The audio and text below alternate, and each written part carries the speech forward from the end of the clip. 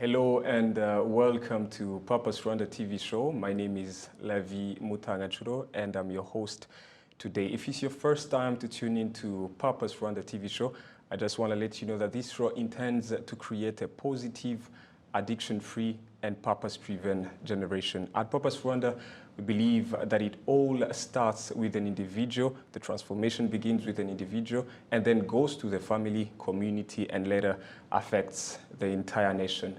So we do that by inviting different guests of different backgrounds, and then they tell us the clear steps to live a positive, purpose-driven, and addiction-free life. Joining me today is Joshua TAHINDUKA. It's not his first time here in this studio, and he'll be helping us to understand our topic of the day, which is focus and commitment to one's life purpose. Joshua TAHINDUKA, thank you very much for making time to be here. Oh, thank you so much for having me. Yes, thank you for honoring our invitation. It's been quite a long time without having you in this studio. No, I should tell you that it's always a joy for me to be here. Yeah, so as maybe before we even go to the topic of the day, maybe you can tell us who is Joshua TAHINDUKA. Yeah. Okay, like you mentioned, my name is Joshua TAHINDUKA, and I am a soft skills trainer, facilitator, and I'm very passionate about developing people's ability to fit in any community, and most people know me for public speaking and leadership, but I'm really an enthusiast of soft skills in general, and purpose is something close and near to my heart. I mean, the first time that recently when I heard that you're the one that will be working together, that you'll be the one I'll be hosting today, I said he's the right guy at the right place. So when we talk about purpose, Joshua is the right guy. Oh, thank you so much. So maybe before we even go to our topic, maybe tell us, how did you start these things of public speaking and living a purposeful life? Well, I would say that it's not something that I intended, and I believe that God works in amazing and mysterious ways. Yeah. So for me, public speaking is something that started way back when I was young, and I didn't know it was it. And it started when I would enjoy teaching, and I would gather actually people, young children in my village, and would try to teach them what I learned in school. But later on, I would say that I formally went into public speaking in 2011 when I was at university, and when Imbuto Foundation was the one that introduced Toastmasters, which is an international public speaking and leadership training organization that I joined. And since then, I think the rest is history. I've been part of Toastmasters, and leadership and communication have been things that I've done over and over, and here we are. Yes. So still talking about public speaking, how do you see public speaking in Rwanda? It's something that is not quite popular, and people don't even know. They don't have the skills. You find someone is finishing university, but when it comes to public speaking, it's another story. Yeah, every person that is not, if you're not trained at driving, you should not know how to drive. Yeah. And so I think there's a good opportunity for people to grow, but I also think that it is on the rise. I've been in the industry for more than 10 years now, and I've seen a steady growth in people being interested, and really there's been more opportunities for people to learn and develop public speaking skills, including Toastmasters being one of the opportunities people have actually joined, and I believe it's on the rise. Yes, sure. So you had it, now you know who our guest of today is, and we're going straight to our topic of the day, which is focus and commitment to one's life purpose. Joshua, maybe, before we even go there, I want us to begin from scratch. What is a life purpose? A purposeful life. How do you explain that? The word purpose itself, it simply is derived from the fact that if the purpose of something is it's the intention, the end goal, meaning that there is something intended for, there's a reason for everything that is there. So I believe that a purposeful life, it's a life that has, I think every life has a purpose, and I think a life that is well lived with the purpose is one that has actually defined or identified the purpose, either consciously or subconsciously. So a purposeful life, in my opinion, is a life that is actually living to give. Because the purpose of every human being, and I believe is the grandest purpose there, is to serve. And therefore, I would say that when one is able to discover their gifts and then use the same gifts to serve other people, then you can point a finger and say that is a purposeful life. Yeah, I mean, that's where many people, I think, get it wrong, because many of us want to be served, and rarely can you find people who want to serve. And serving is the core of living a purposeful life. Absolutely. Yes, then one question that one would ask is, how does one find their life purpose? How do you find your purpose in life? That's an interesting question. I think that's a very pertinent question. There are many ways, I believe, that we find our purpose, and some of them are quite straightforward and others are not. First of all, I would believe that one's purpose is tied to one's gifts. Otherwise, why do you have those gifts? Those gifts have to have a purpose connected to it. So the easiest place to look at is what you're good at, and therefore your gifts, your natural inclinations, things that you do with ease, but they also give you so much joy. And usually, the joy does not just come from doing the things. It comes from when other people consume or absorb, are able to enjoy what you do. So one way is to look at your gifts and talents. The other thing is also to listen to people. There's a high chance that people know you more than you know yourself. And therefore, if people keep saying that, you know what, Lavi, you are a great host, you know, chances are that you are a great host, or people have actually seen some. So it's good for you to be able to explore that and see what you can do. The other thing I believe is also circumstantial. We've seen, and this is more on leadership. I've seen this more with leadership. You've seen most leaders that have led because a circumstance has happened. There's been a gap, and maybe there's been previous bad leadership, or a leader has passed on. So circumstantial leadership can also point you to purpose. I believe as a Christian that God doesn't make any mistakes. So when God has placed you in a position and you can see, and there's a clear gap, and you also feel there's a room for you to improve and do something for other people, then there is actually an opportunity for you to be able to say, okay, there could be purpose here. Like I mentioned, also listening to people, but also observing around. If you walk, let's say, I'm going to give an example in your workplace, and you think something is not always right, but no one seems to be bothered about it, maybe that's a place where you can begin from. And if you could explore that, chances are there that you could do it more, enjoy it, and ultimately be your purpose. Yeah, that's very true. I think a lot of people who are following us are learning a lot.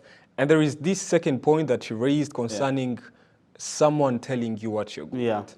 Does this in any way give a responsibility to people who are watching us to be like, I mean, give a comment, tell someone that he's doing this thing? Because in our society, it's rare to find someone who is telling you, you know, Joshua, you're doing a great job in public speaking. So commenting or giving, telling someone what they are good at, is it a responsibility that we are being given to help people, become aware of their purpose? I don't want to hold anyone accountable and fail at the end of the day, but I think it is a good thing. It is a good thing when you see quality, when you see a good thing, someone doing a wonderful thing. So why don't you just walk to them and tell them? You never know. You never know. That could be the beginning point. And for them, that is the beginning point of discovering their purpose. And let me tell you, every single life that has discovered its purpose is of great value to our community, to themselves, to the community, and the nation, and the world at large.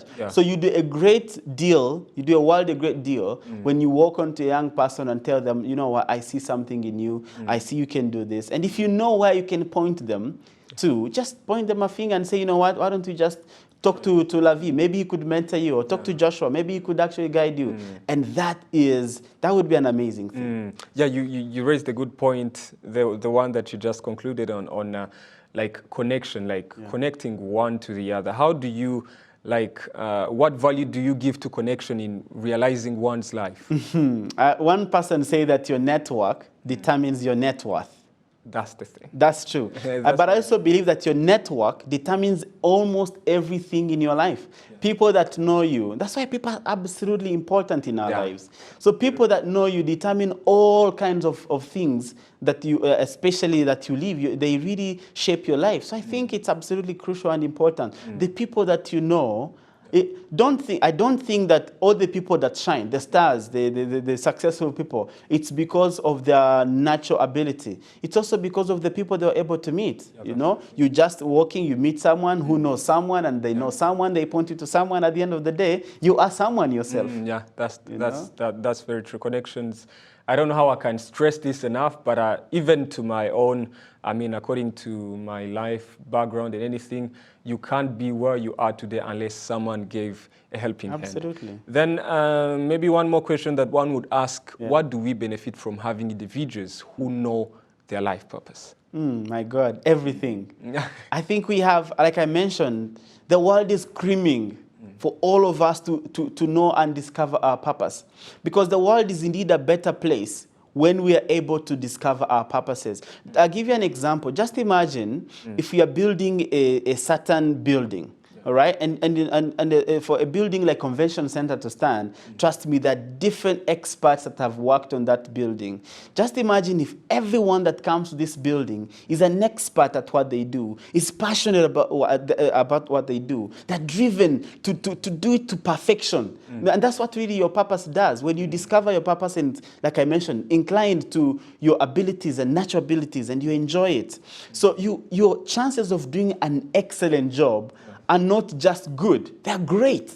So if everyone is able to discover their gifts, if every singer who is called to be a singer sings very well, every cleaner cleans so well, every radio presenter, TV presenter, every driver, everyone doing everything to the perfect point, then these people will be like, look, what a country, what a country, or what a community. So I think there is everything to lose with a generation, with a nation whose people have not discovered their purpose, have not understood their calling, and have not understood what their gifts are, and therefore not exploited them. It's like having oil and you don't exploit it.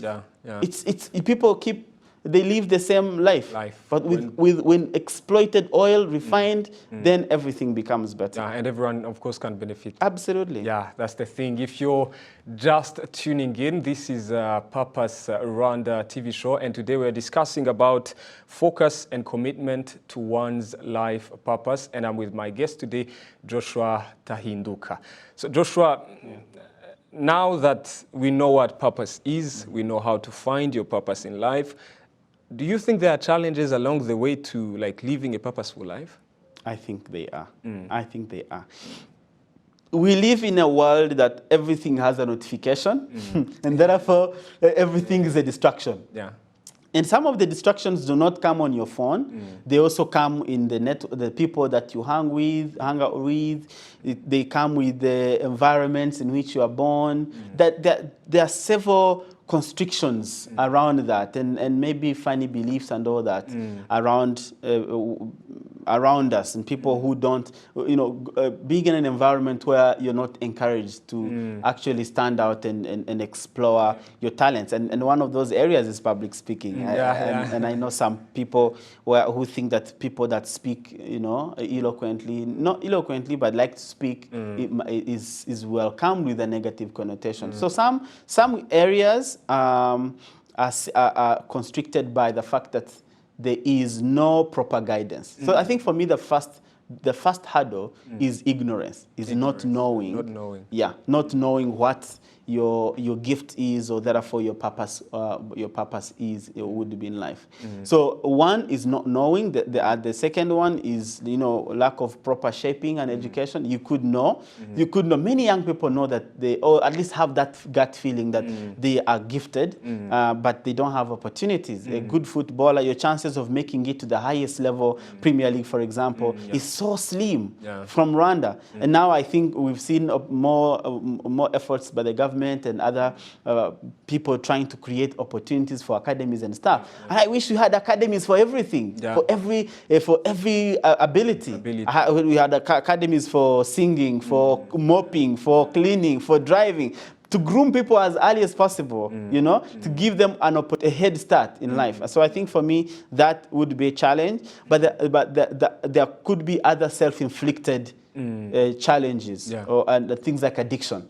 When you take on bad manners and bad habits and therefore bad company, there's a good book that says that a bad character, a bad company corrupts good character, good morals. So when you hang out with the wrong people, then you are being drawn away from achieving a successful or purposeful life. So for me, I would say where you don't know, where you don't have where to train, and also when you hang out with the wrong people.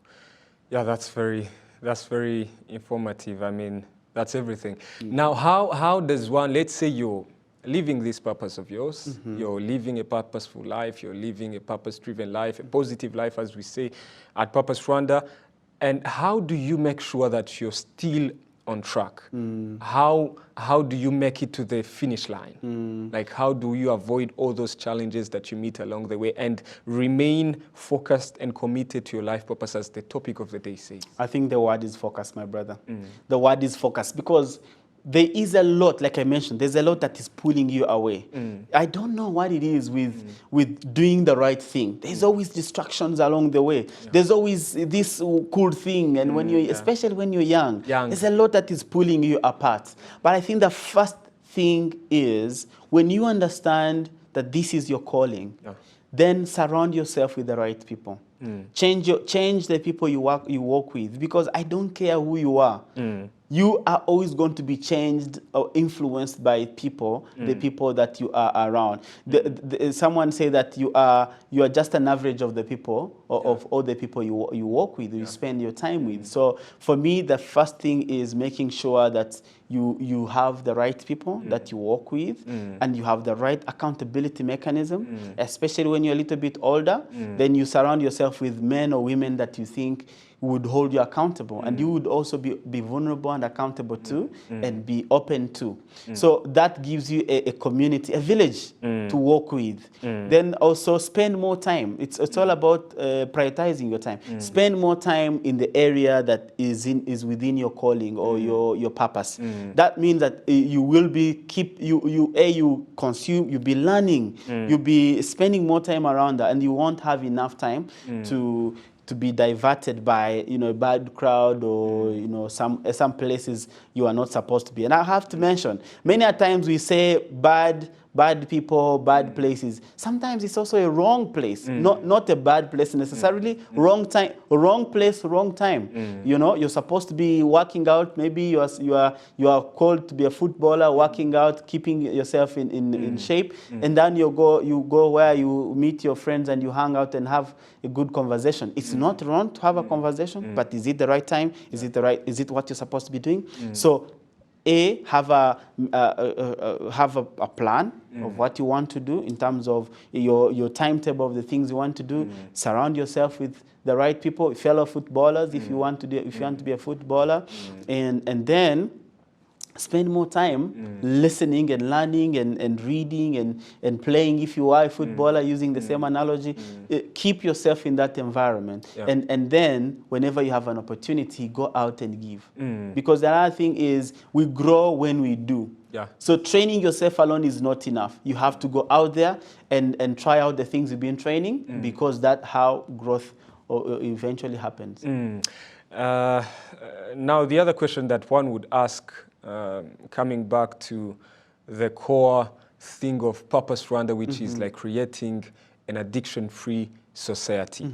Can someone who has a purpose, who has already known his purpose in life, who is living his purpose in life, can he or she be addicted in any way by, oh my God. And he or she become addicted? Yes, they can, and they have. And we've had so many people who have been called amazing singers, amazing footballers, amazing. And I'm talking about things that are typicalized gifts. But you also have amazing finance people who have succumbed to drug addiction, to alcohol, and many other bad habits that corrupt your focus, that simply come under and contaminate your focus. So the answer is yes, and that's why it's important. Again, the good word says that we should guard jealously that what we have. And I know that they mean salvation, but I think it also works with what we have. You've been gifted, and therefore knowing that at the end of the day, your gifts other people are counting on you. Other people are really hoping that you do very well and you succeed, and then other people will do well. So that's why it's so absolutely crucial to guard it jealously, to always be focused and always try to, be alert, knowing that you see, your gift is a responsibility you bear. Yeah. It's a load, it's a burden, a good burden though. It's a good burden that therefore, for you to mess it up, for you to fall into addiction, it's such a big loss to those that look up to you. And it's also a big loss to yourself. That's very true.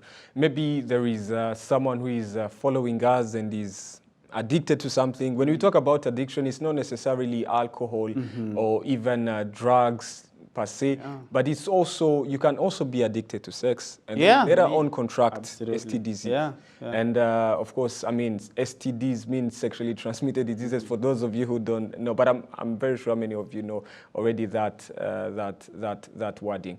So if there is someone who is following us right now and they are addicted to the things that we mentioned or the things that we didn't even mention, is there hope that they can come back to life, living a purposeful life? As long as you still breathe, my friend, there is hope. Absolutely, there is hope. I think one thing that you need to do is look for help. Many times we've been conditioned not to look for help, but I really beseech you that you shall look for help. If you don't know where to start, I think Purpose Rwanda is a good place. Yeah, sure. In fact, run to Purpose Rwanda and they will help you. Read about this if you can't reach Purpose Rwanda, but now we are in a global village. You can definitely reach them. Read about it. Find help. Find help, because the thing is, it's so difficult to beat addiction alone. That's why you need an accountability mechanism and sometimes professionals that know how to do this. So first of all, I want to mention that it is not your fault, okay? It might have been something that you slipped into, but it's not your fault. So don't condemn yourself to a point of where giving up your life. So cut yourself some slack. Look around you where you can find support and go begin from there. And then if you can't, start reading about it. Because the first step to healing is recognizing that you need to heal and then finding help. So A, there's still hope, and B, go find help, because you can help, you can heal, and God needs you to be in good shape. God needs you to be alive and do a big catch for God. So I think, and also for yourself and the community in general. So I would say, please, I can't say enough, go find help and you will be healed. Yeah, that's very true. He said it so well, that if you're struggling with any addiction, let's say you are living a purpose-driven life, you're living a positive life, you're living that good life that anyone would look after you, and now you went astray and you're living in addiction or anything, please seek help. And if you don't know where to seek help, find Purpose Rwanda. We are now on almost every social media platform. You can go on our website, you can watch our YouTube channel. It's Purpose Rwanda, and you find many testimonies of people who had been addicted to different things, name it alcohol, drugs, and so forth, but now they are addiction-free. So there is hope, as Joshua just mentioned, there is hope that you can come back to life. Maybe Joshua, as we come to the conclusion of our today's show, what are the takeaways? Let's say there is someone who just tuned in. What do you think they can take away from what you discussed about focus and commitment to one's life purpose? The first thing I would say is that a purposeful life is a gift from God. And someone said that, and I always remember that what you have is God's gift to you. And what you become is your gift to God. And therefore, you're developing yourself and living a purposeful life is a kind of gift to God that you have. So what I can say as a takeaway is it's such a privilege to be gifted by God. And therefore, you're not just gifted for no reason. You're gifted to serve God, to serve your community and serve yourself in that way. And therefore, if you've not found it, spend time discovering that, which is try out a few other things. Listen to people. Look at what you're good at. 2, if you already have found it, cling on to it. Do your best. Improve it. Work hard on it. Share it more. And this bless more people, because the measure of your success is about how many people you've actually touched, how many people you've used your gift to touch other people. And then finally, if by any chance you have fallen into any addiction, it's not the end of the world. Run and seek for help. Run and seek for help and continue to live a full life. Because again, your life is being counted, is going to count at the end of the day if you have done what you are supposed to do. If you've used all your gifts. Miles Monroe said that he wanted to die empty. By that, he actually meant that he wanted to give of everything that he has given. He had every gift that he had, so that people can actually absorb and learn and be gifted by that. So my friends, let's make it like in the words of Miles Monroe, let's make it our goal to die empty, to do everything we can to serve other people, because our greatness is only seen or counted by how many people we've touched and how many lives we've touched and how many people we've actually served. Yeah, that's very true. I mean, I know many people are learning right now, but I would like to say that I'm the first one who is learning most. And I'm glad. Like that thing that you just concluded on like doing your best and making sure that you die empty. Not empty as in you don't have anything on your account or anything, but dying empty to make sure that, to mean that you gave everything that you've got. You gave everything to your community, you gave everything to your peers, you gave everything to your family, to those around you, so that whenever, to those who believe in God, of course, we believe that there is accountability after this. Yes. There is accountability after this. So that by the time your journey in this world ends, you not regret anything that you've not done. Maybe, Joshua, before I let you go, I want you to tackle some 2 things concerning me living a purposeful life, me living a purpose-driven life, and then having that responsibility of being humble and accessible. We discussed so it this before. This is a very interesting thing. I think that every great person that I have admired, I've seen humility and accessibility. And this is normally every leader that I've seen. So I believe that we like I mentioned earlier on, we are gifted for a purpose. It's, you know what? Anyone, it's not that you are special, that you are given this particular gift that you have, because everyone is gifted. And there's a reason why you were gifted. You are chosen and given that, So the reason for that is for us to serve.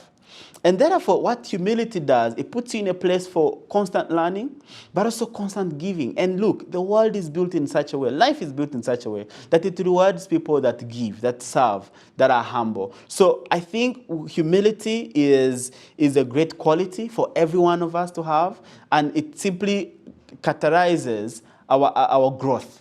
And it also catapults us in the places where we couldn't take ourselves. The Bible also talks about that when you go to an event, don't take yourself to the front seat. Yes, go at the back and wait. And then if the host comes, they will pick you and put you in front where you are. Imagine if you are not the chief guest, the humiliation that you'll get by saying, look, this is not your place, go back. And how many times have we seen great people be taken back figuratively because of lack of humility? So I think for me, if there's any lesson I learn in life, Lavi, is to be humble all the time, give your best, and let other people be the judge and God ultimately. Well, I mean, because of time, we have to stop from here. But if we had much of the time, I mean, would talk this over and over, because it's something that you want to always hear. And of course, at the end of the day, it's not about listening to it, hearing it, it's about implementing it. If you have a gift, a particular gift, if you've made it in life, or you're in the process of making it life, if you're addiction-free nowadays, when you've in the past been addicted, it's your time to give back. Talk to those who are addicted, tell them the clear steps, the to-dos, those things that they have to not do for them to be addiction-free. So it's your time to serve, and as Joshua just mentioned, be as humble as you can be, and be as accessible as you can be. Whenever one needs you, don't, I mean, think yourself much of what you really are. Be accessible as possible. So today we have to conclude our show from here. We thank you very much for being with us. Allow me to thank our guest of today, Joshua Tahinduka, a very good, a passionate, and talented public speaker. Thank you very much for honoring our invitation. And we hope that even next time when we invite you, you'll be around. Are you kidding me? All the time. All the time. Yeah, thank you very much for being with us. This marks the end of our today's show, Purpose Rwanda Show. My name is Lavi Mutanganchuro. Until next time, have a blessed time.